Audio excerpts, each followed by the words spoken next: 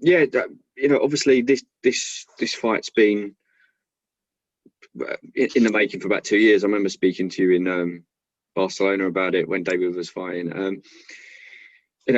How frustrated has it been for you and David? And was there a point where you thought this will never get made? Yeah, I mean, obviously when Kelly pulled out, I mean, like I said before, they're saying he was ill. I don't know. He didn't look great on the scales. He didn't look like he fancied the job.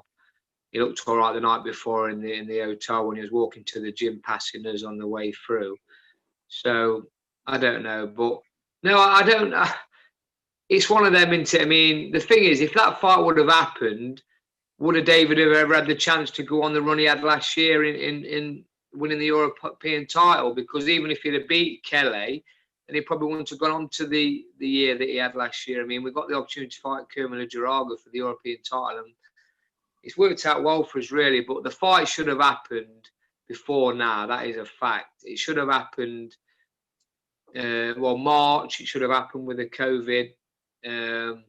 That never happened, and then obviously it's fell through again with the COVID. But yeah, it's one of them fights. I think, is it ever going to happen? But let's just really, I'm praying now that we can get this put to bed and move on, because we've got to move on. David's 32. He's at the peak of his career. He's flying. He's at his best, and we want to win this fight. That'll be 3 defenses of the European title in quick succession, really, and let's move on and get a world title fight. When the fight was due to go ahead in January this year, and then obviously the whole pandemic happened, were you skeptical that it would even happen? Yeah, I was pretty sure that it was going to happen, because I heard Eddie say that even if the Board of Control don't let boxing resume in February, he's going to take it abroad. So I think, listen, at the end of the day, Eddie wants his fight probably more than anybody. Honestly, he really wants this fight. He knows it's a great fight, and at the end of the day, he just wants to see if Josh Kelly is a real deal, if he can fight, and David is that opponent to see if he is. I mean, Eddie's not going to keep chucking money at Josh Kelly if he can't beat David. Simple as that. And obviously, if David beats him, hopefully he'll get behind us, because David has got a free fight contract with Matchroom. He's managed by Neil Marsh, he's trained by myself, and he's promoted by Matchroom. So let's hopefully they get behind him if he beats Josh Kelly, and start investing in him and really pushing him on and get him a world title fight. But yeah, I mean, I know Eddie wants his fight, so he was determined to get it on, and he's going to do it. He'll do it. And it looks like it's happening now, February 20th. But we've said that before, haven't we? 4 times.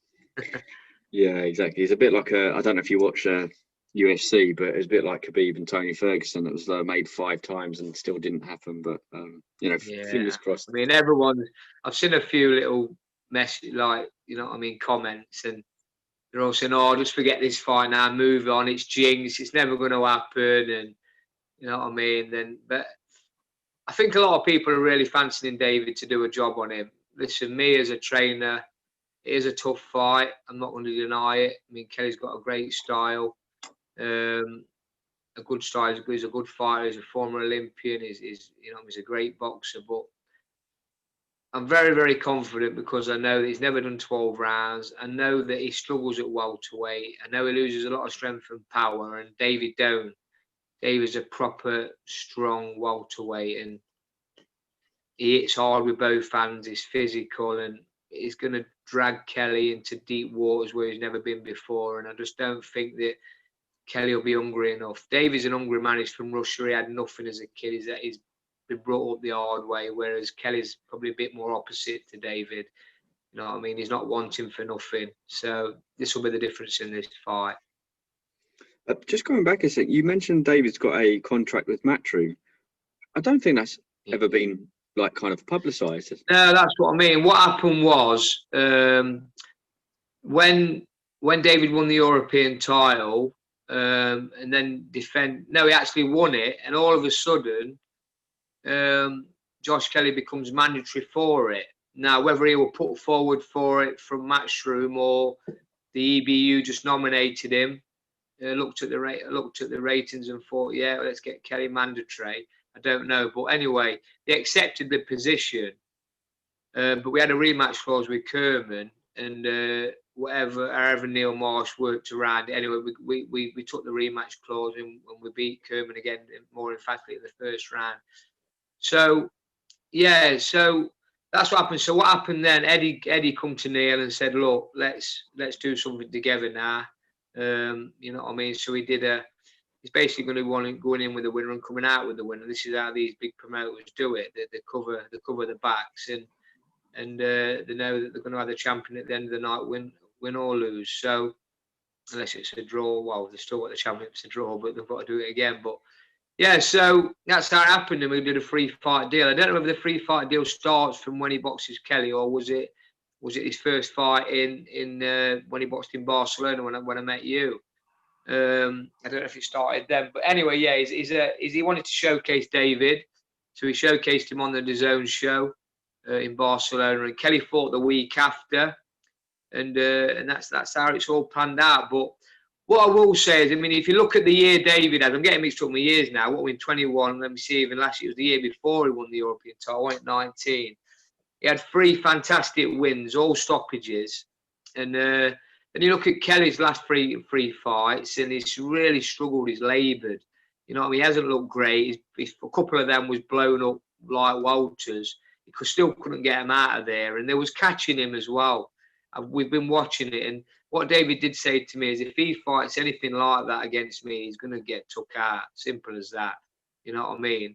I mean, you've got to give him a little bit of credit for taking the Ray Robinson fight, because people forget that Ray Robinson actually drew with Kowalowski, and Kowalowski stopped David, albeit it was not the David that it is now. It was a terrible David that night. He had a bad night at the office, but you know what I mean? Fair play, he drew with Robinson in America. So he's not a bad fighter, that Robinson, you know what I mean? You got to give him a bit of credit there. But a lot of people saying he didn't win the fight. I mean, I've watched it. I had it 5 rounds apiece, to be honest. I thought Kelly won the first half and Robinson won the second half of the fight, a 10-rounder. And that's what I'm saying with Kelly. He seems to struggle with that second half of the fight. And if he does, he's going to be in a hell of a lot of trouble with David. Is there a rematch clause if David beats Josh? No. Josh is mandatory, so we're the champion, aren't we? There's no rematch clause. Yeah, no, I just wonder if there was something like that. If Josh was a champion and he was giving David a chance as a voluntary, then there would have been a rematch clause, because obviously if Josh gets beat, they'd have options on David for the rematch clause. But when you you know what I mean, in these sort of fights, there's no rematch clauses. Not as far as I'm aware, anyway. There shouldn't be. So no, I don't think there is. I was just wondering. I know he's not the champion, but you know, these sort of clauses do go in. Well, look at the one with Lyndon Arthur and Anthony Yard. I mean, there shouldn't have been a rematch clause in that, to be honest. I mean, Arthur was the champion. Yard was a challenger, even though they all thought that Yard was going to beat him. But obviously, you know what I mean, there shouldn't have been a rematch clause in that, really. Well, there should have been, but only in Arthur's favour. You know what I mean? Yeah, that's what I mean. It's some of these fights do. He shouldn't have to be taking the rematch. No way. Yeah. How's the training situation going or gone? Because obviously, again, you know, we're in this kind of second lockdown, or third lockdown. I'm losing count how many lockdowns it is now. You know, how where's David now? Is he in the UK? Yeah, well, he went back to well, he actually had 3 nights in when we heard the news. He sparred. It'll be 2 weeks on Monday. He did his last sparring, and then he went back to Russia last Wednesday. But he had to bypass Dubai, so he had 3 nights in Dubai. Got back to Russia last Saturday. Had a week's training there. Started training Monday, so we did Monday to Friday. And as we speak now, he's on the plane back to me now. So he'll arrive back tonight. He'll rest tonight and tomorrow, and we start again on Monday. We've got 5 weeks again, but he's in fantastic shape. I ain't got to worry about that. he'll just come over, we'll just work on a few things and get his sparring in, some good pad work, you know what I mean, a bit of interval work, and he'll be ready. He'll be ready. When you went out there, do you give him like some sort of kind of training plan to follow? Yeah, I mean, obviously, I spoke to him and told him what he should and shouldn't be doing out there. And the thing was with David, as good as he is, he respects me a lot. You know what I mean? He talks to me. He always asks what to do, and he's not a know-it-all. You know what I mean? As good as he is, and the level he's at, he'll still listen to his coach, and he's got big respect for me. And he'll always message me and ask me what to do, and should I be doing this? Should I be doing that? And hopefully he trusts me, and like I say, he does what I tell him, and I'm really grateful for him listening to me. And does it? You said he's got a gym out there. Is there like? Does he train with another trainer for that week? Yeah, well, he's got his old amateur club out there, but the trainer's getting quite old now. Even though he's still fit and healthy, he isn't really. You know what I mean?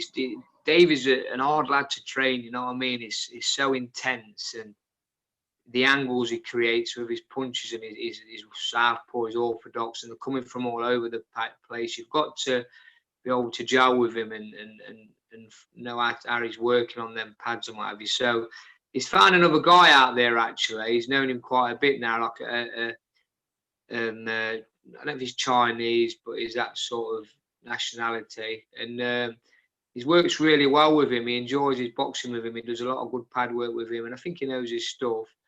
So I just let him go there and do his boxing, and then obviously he does his strength and conditioning and his running. So yeah, it's all good. But yeah, he sends me little videos over, and what do you think of this and that? So yeah, this is a fight that's definitely, I know it's a bit of a cliche, but kind of needs the fans, doesn't it? If anything else, just for the build up of Neil and Adam and Josh and stuff. You know, yeah, David's obviously kind of the opposite, isn't he? I've met him and interviewed him. He's very placid and doesn't seem to kind of like this the whole. Yeah, he's not into. You know what? He's not into calling people out and bad mouthing them. You know what I mean? He's not that sort of fighter. You know what I mean? He's confident in his ability, and he takes one fight at a time. You'll never be able to say to him, what are you going to do after you've won this? Because he'll just blank the question and just say, look, this fight first. I have this fight first. We talk after. You know what I mean? Because anything can happen in boxing. It just takes one punch. You know what I mean? Anything can happen. So he's very level-headed. He's very experienced. He's been around a long time. So yeah, that's a good thing with David. He's not like that. I mean, even sometimes when he's sparring, you get the odd sparring partner that when David's giving him it, and they're talking to him, come on, and David's just sort of like thinking, mate, just crack on, you know what I mean?